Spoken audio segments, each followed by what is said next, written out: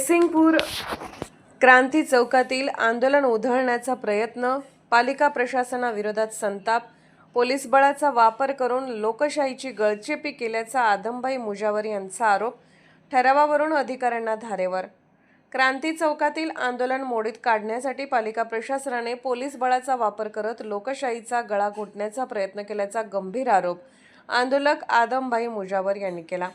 पालिका प्रशासनाचा बोंघळ कारभार नागरिकांसमोर येऊ नये म्हणूनच आंदोलन दडपण्याचा प्रयत्न करण्यात आल्याचा आरोपही त्यांनी केला. मुजावर म्हणाले, आंदोलन सुरू करण्यापूर्वी पालिका प्रशासन आणि पोलिसांना नियमानुसार लेखी निवेदन देण्यात आले होते. त्यानंतरही शांततेच्या आणि लोकशाही मार्गाने सुरू असलेल्या आंदोलनात हस्तक्षेप करून पोलीस बळाचा वापर करण्यात आला.